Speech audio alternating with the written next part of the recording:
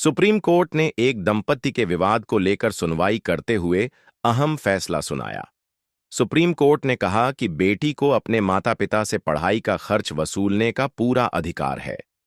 माता पिता को उनके आय के साधनों के भीतर आवश्यक धनराशि प्रदान करने के लिए बाध्य किया जा सकता है।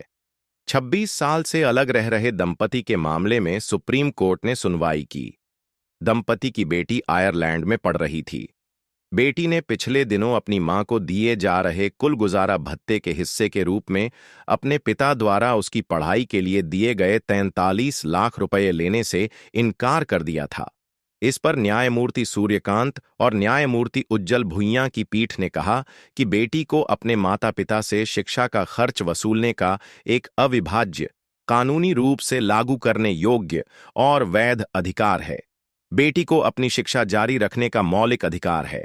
इसके लिए माता पिता को अपने वित्तीय संसाधनों की सीमा के भीतर आवश्यक धनराशि प्रदान करने के लिए बाध्य किया जा सकता है। पीठ ने कहा कि बेटी ने अपनी गरिमा बनाए रखने के लिए राशि रखने से इनकार कर दिया। उसने अपने पिता से पैसे वापस लेने को कहा, लेकिन पिता ने भी इससे इनकार कर दिया। अदालत ने कहा कि बेटी कानूनी तौर पर इस राशि की हकदार है।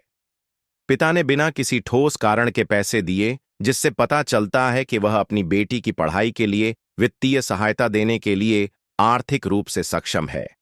अदालत ने यह भी कहा कि बेटी को इस राशि को अपने पास रखने का अधिकार है, इसलिए उसे अपनी मां या पिता को राशि वापस करने की आवश्यकता नहीं है।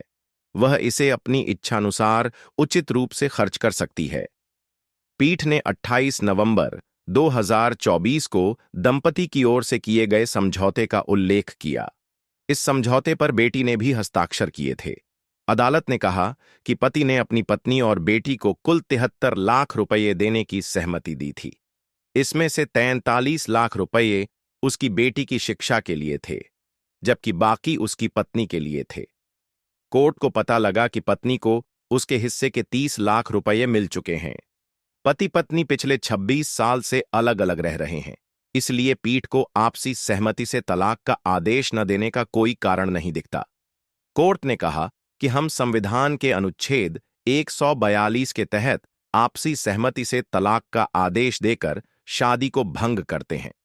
अदालत ने निर्देश दिया कि अब दोनों को एक दूसरे के खिलाफ कोई अदालती मामला नहीं चलाना चाहिए, और अगर किसी फोरम के समक्ष कोई मामला लंबित है तो उसे समझौते के अनुसार निपटाया जाना चाहिए। दोनों का भविष्य में एक दूसरे के खिलाफ कोई दावा नहीं होगा और वे समझौते की शर्तों का पालन करेंगे।